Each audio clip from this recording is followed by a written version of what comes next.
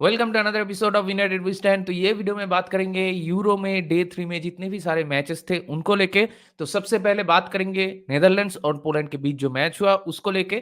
तो देखिए ये जो मैच था नेदरलैंड्स और पोलैंड के बीच, इसमें स्कोर लाइन देख के, मतलब जो स्कोर लाइन है 2-1, वो देख के लगेगा कि मैच थोड़ा बहुत क्लोज था, लेकिन इन रियलिटी में ये बिल्कुल भी नहीं था। Netherlands were far dominating team in this match. और मैच के अगर कहे जाए तो 90 से 95% तक of the portion of the match Netherlands were the better team. और उसी के साथ साथ वो लोग बहुत बढ़िया फुटबॉल भी खेल रहे थे, सिवाय फिनिशिंग के। मतलब फाइनल थर्ड को छोड़ के वो लोग वो सारी चीजें कर रहे थे जो नीदरलैंड से एक्सपेक्टेड था, क्योंकि ये मैच में क्लियर फेवरेट्स तो नीदरलैंड्स ही थे। क्योंकि पोलैंड से हम उतना एक्सपेक्टेशन नहीं रख रहे हैं, क्योंकि पोलैंड हमेशा ही मतलब ग्रुप लीग में आ तो जाती है लेकिन उसके बाद कुछ कर नहीं पाती। और लास्ट वाले यूरो में भी पोलैंड शायद ग्रुप लीग में एक ही पॉइंट उनको मिला था। तो ये मैच में भी हम लोग ज्यादा कुछ एक्सपेक्ट नहीं कर रहे थे पोलैंड से। दूसरी तरफ नीदरलैंड से हम लोग एक्सपेक्ट कर रहे थे कि शायद उन लोगों को एक बिग विन मिल जाए, और वो चीज हो भी सकता था, लेकिन अनफॉर्चुनेटली फॉर नेदरलैंड्स वो चीज हुआ नहीं है। तो इसीलिए आप कह सकते हो कि the performance of Netherlands was a mediocre performance और एवरेज परफॉर्मेंस। मतलब वो लोग फुटबॉल तो ठीक ठाक ही खेले, इसमें मैनेजर का भी उतना ज्यादा गलती नहीं है। हाँ, कुछ लोग ये कह सकते हो कि डम्फ्रीज के जगह पे आप फ्रिम्पोंग को स्टार्ट दो, क्योंकि वो इनफॉर्म प्लेयर है और उसका सीजन भी बहुत बढ़िया रहा है। हम सबको मालूम है कि डम्फ्रीज अटैकिंग वाइज जो थ्रेट प्रोवाइड करता है वो डिफेंसिवली वो चीज प्रोवाइड नहीं करता। फ्रिम्पोंग उससे थोड़ा बेहतर है, हालांकि दोनों की प्रोफाइल जो है वो काइंड ऑफ सिमिलर है। और दूसरी तरफ अगर डिटेल में बात करें मैच की, तो मैच जब चालू हुआ मैच के पहले ही मिनट से नीदरलैंड वेर डोमिनेटिंग। और 1 मिनट के अंदर ही गाकपो को पहला एक चांस मिल गया, उसने वो अपना फर्स्ट बॉल में फिनिश करने की कोशिश किया था, लेकिन शेजनी ने वहां पे एक बढ़िया सेव किया। और इसमें आपको शेजनी को भी क्रेडिट देना होगा, क्योंकि here and there at times वो बढ़िया बढ़िया सेव निकाला है। और दूसरी तरफ अगर नीदरलैंड्स की बात करें, तो देखिए फ्रॉम मैनेजर पर्सपेक्टिव आप एक टीम चूज करते हो, उसके बाद आप एक सिस्टम इंप्लीमेंट करने की कोशिश करते हो और प्लेयर्स को आप उनका रोल डिफाइन कर देते हो। तो वो चीज आप करने के बाद अगर आपके प्लेयर्स गोल के सामने ज्यादा क्लिनिकल नहीं है, या फिर फाइनल थर्ड में जो डिसीजन मेकिंग है वो खराब कर रहे हैं अगेन एंड अगेन, और उसके साथ साथ जो फिनिशिंग है वो अप टू द मार्क नहीं है, तो क्या होता है कि आप चांस पे चांस मिस करते हो मैच पे। और कोई भी अंडरडॉग टीम या लेसर टीम के साथ जब आपका मैच होता है, तो अगर आप लगातार ऐसे चांसेस मिस करते रहो, तो मैच जितना भी डीप जाता है ओपोनेंट को उतना ही कॉन्फिडेंस मिलता है और आपके ऊपर ज्यादा प्रेशर आने लगता है, क्योंकि मैच जीतना आपसे एक्सपेक्टेड है, ओपोनेंट के ऊपर वो प्रेशर नहीं है। और अगर मैच का स्कोर लाइन 0-0 या 1-1 या 1-0 आपके फेवर में रहता भी है, फिर भी opponent is always in the match, क्योंकि जो डिफरेंस है वो आइदर 0-0 है या फिर 1-0 है। तो आपको मैच जीतने के लिए आपको ज्यादा क्लिनिकल होना ही पड़ेगा, इरेस्पेक्टिव ऑफ द ओपोनेंट्स। और नीदरलैंड्स के पर्सपेक्टिव से अगर बात करें, तो ये मैच उन लोगों के लिए एक मस्ट विन मैच था, और ये मैच एक विनेबल मैच भी था, क्योंकि इसके बाद जो 2 मैच बाकी है ये ग्रुप में नीदरलैंड्स के लिए, वो होगा आपके फ्रांस के साथ और ऑस्ट्रिया के साथ। और हम सब लोगों को ही मालूम है कि ये दोनों मैचेस आसान नहीं होने वाले, वो दोनों मैचेस में फंसने के चांसेस ज्यादा होगा। और दूसरी तरफ डेयोंग और कूप माइनर्स भी टीम में नहीं है, तो लोग कह रहे थे कि मिडफील्ड में एक्सपीरियंस कम होने की वजह से शायद ये टूर्नामेंट में नीदरलैंड्स कुछ अच्छा नहीं कर पाए। तो उन लोगों से मैं ये कहना चाहूंगा कि पहले भी यूरोज में या वर्ल्ड कप में हम लोगों के पास एक वर्ल्ड क्लास टीम था, लेकिन फिर भी हम लोग कुछ कर नहीं पाए। तो ये कोई लॉजिक नहीं है कि अगर आपके पास वर्ल्ड क्लास प्लेयर्स नहीं है, या फिर आपका जो प्लेयर्स लाइक डीयोंग या कुप माइनर्स टूर्नामेंट से बाहर हो जाता है, तो आपका चांस ही खत्म हो जाता है। क्योंकि मिडफील्ड में जितने भी प्लेयर्स है, शाउटेन हो या रेंडर्स हो या आपका वर्मैन हो, ये लोग आप कह सकते हो इनके पास वो एक्सपीरियंस नहीं है जो डीयोंग या कुप माइनर्स के पास है, लेकिन फिर भी ये प्लेयर्स खराब नहीं है, ये प्लेयर्स अच्छे हैं। तो जितना भी टूर्नामेंट पे ये लोग डीपर जाएंगे, उतना ही इनके पास कॉन्फिडेंस आएगा। तो आई एम एक्सपेक्टिंग कि a better performance from them. कल के मैच में मिडफील्ड या डिफेंस इसमें कुछ खास इश्यू नहीं था सिवाय एक चीज़ के कि जब आपका टीम लगातार चांसेस मिस कर रहे हैं ऊपर में, मतलब आपका मेम्फिस डिपाई, आपका गाकपो, आपका रेंडर्स, शाउटेन, वर्मैन, सब लोग मिलके चांसेस वेस्ट कर रहे थे। फाइनल थर्ड में जाके एक एक्स्ट्रा पास खेल रहे थे, शॉट लिए बिना, या फिर अगर शॉट लेते थे तो उसका फिनिशिंग जो है वो अप टू द मार्क नहीं रहा था।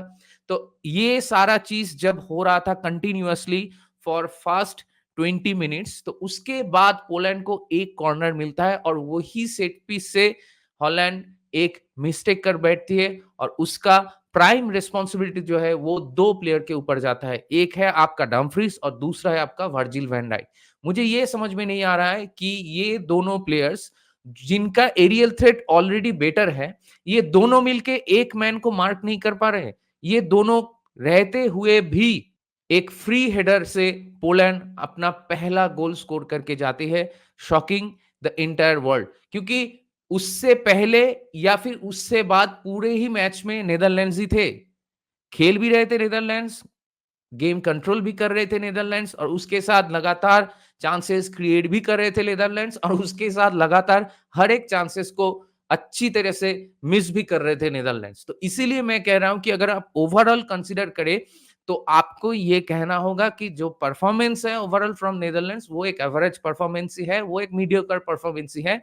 ये मैच का स्कोर लाइन अलग हो ही सकता था, मतलब पहले ही हाफ में इट कुड हैव बीन 3-0 या 4-0 इन फेवर ऑफ नीदरलैंड्स, और अगर पूरे मैच की बात करें तो ये मैच हम लोग 6 या 7-0 से जीत ही सकते थे। वो एक डोमिनेटिंग परफॉर्मेंस होता, वो एक स्ट्रॉन्ग पावरफुल परफॉर्मेंस होता।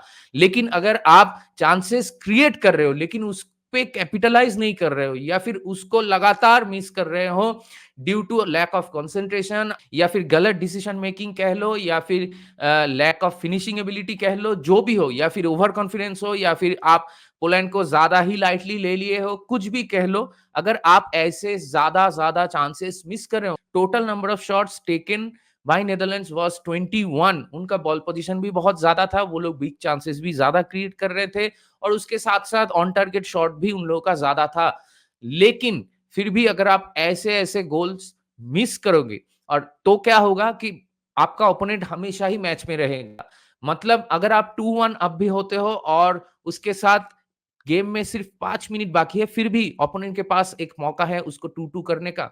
मालूम नहीं, कहीं से भी हो सकता है ना कि एक सेट पीस हो जाए, जैसे पहला वाला गोल आप कंसीड कर रहे हो, तो वैसे ही बड़े स्टेज में टूर्नामेंट में कभी भी कुछ भी हो सकता है। तो इसीलिए आपके पास जब चांसेस हो तो उसको लेना चाहिए, और अगर आप वो चांसेस लेते तो ये मैच का जो नैरेटिव है वो चेंज हो जाता। ये मैच का जो परफॉर्मेंस हम लोग कह रहे हैं कि एवरेज या मीडियोकर है, वो हम लोग नहीं कहते। हम लोग कहते जैसे जर्मनी या स्पेन ने खेला वैसे ही एक पावरफुल परफॉर्मेंस, एक अच्छा परफॉर्मेंस था नीदरलैंड से, लेकिन वो चीज नहीं हुआ। भले ही उनके मिडफील्ड या डिफेंस कोशिश कर रहे थे गेम कंट्रोल करने की और आगे बॉल प्रोग्रेस करने की और आगे चांसेस भी बन रहे थे, लेकिन फिर भी मेम्फिस डिपे क्या कहे, अगर मेम्फिस डिपे चाहता तो कल अकेला ही वो हैट्रिक कर सकता था। कोडी गाक्पो भी अगर चाहता तो कल अकेला हैट्रिक कर सकता था। दूसरी तरफ रेंडर्स, एक बढ़िया चांस उसको भी मिला था। उसके बाद उसको और एक मौका मिला था जहां पे वो बॉल माइनस करने के चक्कर में वो मिस कर गया। उसके साथ आपका अगर कहें जावी सिमोन्स, उसने भी चांसेस मिस किए। जब मालेन आया, मालेन ने भी 1-2 चांसेस क्रिएट किए। सेकंड हाफ में डम्फ्रीज को भी एक मौका मिला था, वहां पे शेज़नी ने एक बढ़िया सा सेव निकाल दिया। तो अगर आप ऐसे देखें तो ऐसे अगर नेट पिक करने की कोशिश करें तो ऐसे बहुत सारे चांसेस है जो हम लोगों ने बेफालतू में वेस्ट कर दिए। और दूसरी तरफ आपको शेज़नी को भी क्रेडिट देना होगा कि वो अकेला ही कोशिश कर रहा था अपनी टीम को टाई में रखने के लिए, और उसके साथ-साथ कुछ-कुछ प्लेयर्स जो हैं पोलैंड के, जैसे कि आपका ज़ेलेंस्की स्पेशली, वो कभी-कभार जब भी उसको मौका मिल रहा था वो कोशिश कर रहा था एक थ्रू बॉल आगे डालने के या फिर शॉट लेने का, और उसके साथ उनके डिफेंडर लोग भी थोड़ा बहुत अच्छा डिफेंडिंग कर रहे थे, specially in the second half. First half पे तो इट वाज ऑल नीदरलैंड्स, सिर्फ पोलैंड को एक सेट पीस से एक गोल मिल गया। लेकिन सेकंड हाफ में जब मैच थोड़ा डीपर प्रोग्रेस होता है तो सबको ही मालूम है, अगर आप आपका चांसेस नहीं लेते हो तो ओपोनेंट तो गेम में रहेगा ही, तो इसीलिए ओपोनेंट भी कभी-कभार चढ़ने की कोशिश कर रहे थे, लेकिन फिर भी लैक ऑफ फेथ आप कह लो या फिर लैक ऑफ कॉन्फिडेंस कह लो, पोलैंड को देख के लग नहीं रहा था कि वो लोग स्कोर कर पाएँगे विदाउट सेट पीसेस। उसको छोड़ के ऐसा ओवरऑल लग नहीं रहा था कि वो लोग स्कोर कर पाएँगे और दूसरी तरफ नीदरलैंड्स को भी देख के लग रहा था कि आज ये लोग ड्रॉ ही करेंगे क्योंकि ये लोग एक के बाद एक गोल मिस ही कर रहे हैं। जब टीम फँसा हुआ रहता है और ऐसे सिचुएशन आ जाता है तब टीम को बचाने के लिए एक ही बंदा काफ़ी है और वो है वाउट वेघोर्स्ट। जी हाँ, फिर से वाउट वेघोर्स्ट को कोमैन ने सब्स्टिट्यूट किया और वो बंदा आते ही अपने पहले टच में, फर्स्ट टच में उसने गोल मार दिया। तो यही चीज़ दिखाता है कि कैसे Wout Weghorst is a clutch player for Netherlands in the big occasions. Once again वो चीज़ उसने करके दिखाया और मैच खत्म होने के बाद उसने इंटरव्यू में बोला कि उसने अपने गर्लफ्रेंड को ये बोला था कि मुझे लगता है कि हमारी टीम आज फँसेंगे और नील-नील या 1-1 ऐसा कुछ होगा और मैच के जब 15-20 मिनट बाकी रहेगा तब कोच मुझे उतारेंगे पिच पे और मैं उतरते ही मैं विनिंग गोल मारूँगा और ये चीज़ उसने करके दिखाया, कैसे मुझे मालूम नहीं। लेकिन once again he was there to rescue us और दूसरी तरफ मैं और एक चीज़ मैं कहना चाहूँगा स्पेशली नाथन एके को मैं मेंशन करना चाहूँगा क्योंकि मुझे लगता है he was the best and consistent player for Netherlands in yesterday's match और वर्जिल वैन डाइक को लेके भी मेरा एक प्रॉब्लम है। मुझे अभी लग नहीं रहा कि 2-3 सीज़न पहले वर्जिल वैन डाइक जो प्लेयर था, जो स्टैचर का प्लेयर था, अभी वो शायद वो प्लेयर रहा नहीं और ये ही एक बिग कंसर्निंग चीज़ है मेरे लिए एज़ अ नीदरलैंड्स फैन क्योंकि टूर्नामेंट पे जितने भी आप ज़्यादा डीपर जाओगे, तब आपके कैप्टन के ऊपर एक बहुत ज़्यादा रिस्पॉन्सिबिलिटी आता है और वर्जिल वैन डाइक के ऊपर मुझे उतना कॉन्फिडेंस नहीं आता है क्योंकि कल वाले मैच में भी आप देखिए कैसे वो मतलब आप देख रहे हो कि एक प्लेयर है आपके सामने जो कि जिनको फ्री हेडर मिल सकता है अगर आप कमिट नहीं करते हो तो वहां पे कैसे कैसे दो दो बंदे होते हुए भी आप वो चीज मिस कर रहे हो और वही नहीं इधर उधर वैन डाइक बीच बीच में खराब पासेस भी डाल रहा था और दूसरी तरफ मुझे उसका बॉडी लैंग्वेज और एटीट्यूड जो है वो देख के लगता है कि वो थोड़ा ओवर कॉन्फिडेंट है खुद को लेके और अपनी टीम को भी लेके।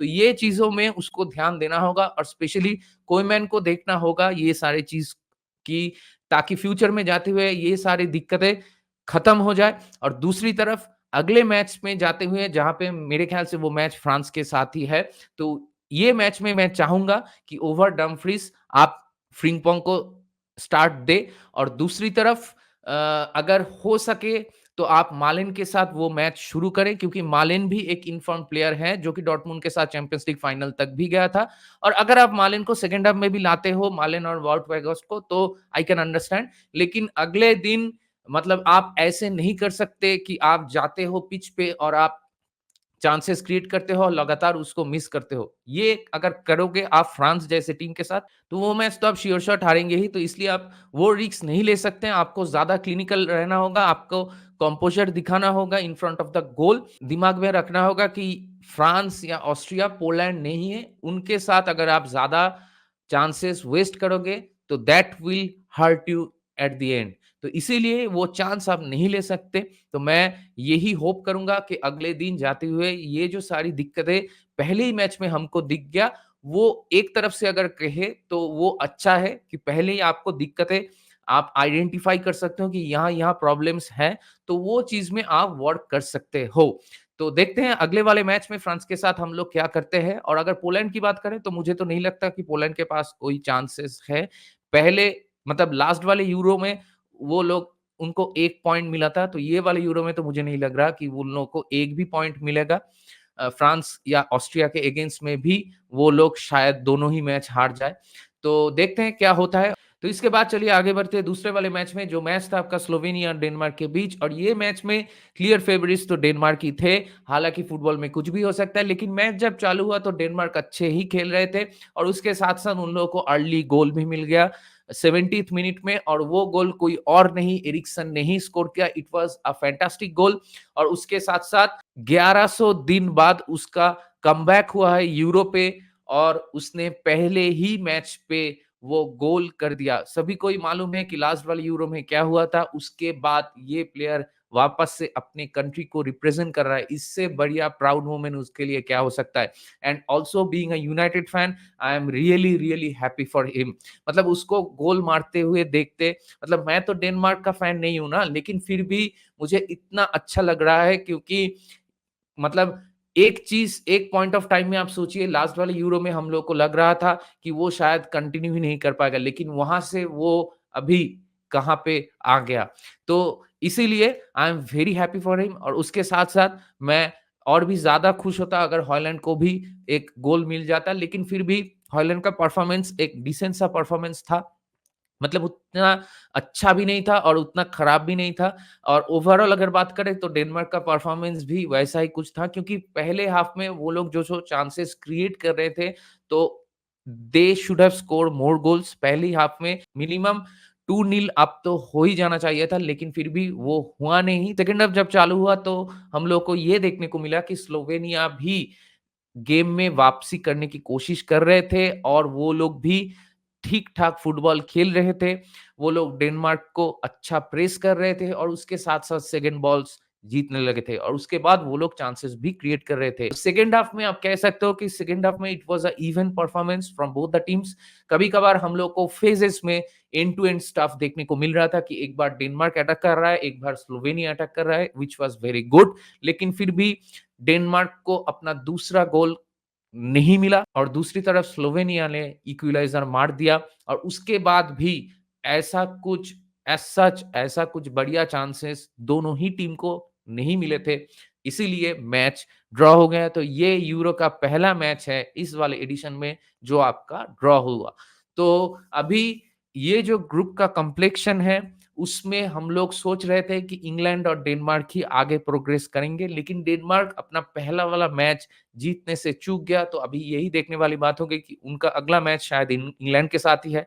तो वो वाले मैच में वो लोग क्या करते हैं, ये अभी सबसे इम्पोर्टेंट चीज़ है। आगे बढ़ते हैं, जो रात का गेम था आपका सर्बिया और इंग्लैंड के बीच, उसको लेके तो honestly I can say this कि ये वाले यूरो में अब तक जितने भी सारे मैचेस देखे हैं, उनमें से सबसे घटिया मैच था आपका इंग्लैंड और सर्बिया का जो मैच हुआ वो। ये मैच में कहने लायक कुछ बात है ही नहीं।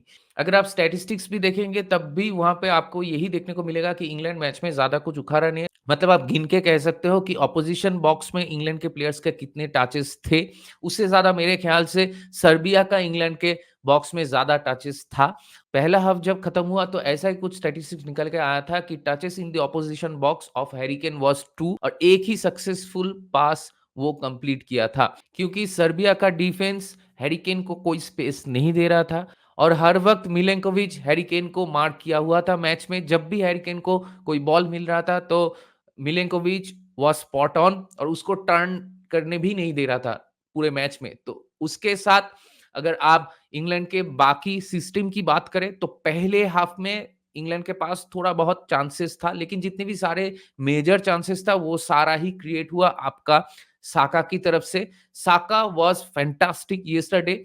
सर्बिया का डिफेंस को अकेला ही वो एकदम बुलडोज कर रहा था और उसके साथ-साथ जिसको भी मिल रहा था वो डॉज करके बॉक्स में घुस जा रहा था और उसके बाद मतलब शानदार-शानदार माइनस या क्रॉसेस डाल रहा था। लेकिन अनफॉर्चुनेटली सेकंड पोस्ट में इंग्लैंड का कोई भी प्लेयर नहीं था, क्योंकि इंग्लैंड के सिस्टम में यही दिक्कत है जो टीम गैरेथ साउथगेट ने पिक किया। वहां पे फोर्डिन को वो एक्सट्रीम लेफ्ट में खिला रहे थे, लेकिन वो नेचुरल लेफ्ट नहीं है। इसीलिए कभी कभार क्या हो रहा था कि वो थोड़ा सेंट्रल में आ जा रहा था हैरी केन के साथ, और जो सेकंड पोस्ट है जहां पे साका बार-बार बॉल डाले जा रहा था, वहां पे सिर्फ एक टैप इन करने के लिए एक प्लेयर की जरूरत था, लेकिन वहां पे कोई प्लेयर था ही नहीं क्योंकि फोर्डिन अंदर आ रहा था। तो इसीलिए मेरे ख्याल से अगर एंथनी गॉर्डन जैसा कोई प्लेयर खेलता आपका लेफ्ट विंग में तो ज्यादा फ्रूटफुल होता वो इंग्लैंड के लिए, और अगर आप फोर्डिन को राइट हैंड साइड से खिलाते तो ज्यादा शायद बेहतर होता। सेकेंड हाफ में हम लोग को ये भी देखने को मिला कि साका को उसने उठा लिया और उसके बाद वहां पे उसने बावेन को लाया। बावेन हालांकि अच्छा खेला और उसके साथ-साथ कैलेगर को भी उसने इंट्रोड्यूस किया गैरेथ साउथगेट ने सेकंड हाफ में। तो ये चीज़ से मुझे दिक्कत है। मेरे ख्याल से जितने भी इंग्लैंड फैन्स हैं उनको भी ये सारी चीज़ों से दिक्कतें होगा, क्योंकि क्लियरली ये शो करता है कि इंग्लैंड एक अर्ली लीड लेने के बाद जहाँ पे आपका आपका मेन मैन कह सकते हो जूड बेलिंघम जो कि राइजिंग स्टार है, वो पहले ही मैच में गोल मार देता है, वो भी 14 मिनट में। उसके बाद आप कैसे बैकफुट में जा सकते हो पूरे मैच में? मतलब फर्स्ट हाफ में साका अकेला ही कोशिश कर रहा था और उसको छोड़ के एज़ ए होल इंग्लैंड कोई मैच को कंट्रोल भी नहीं कर रहा था।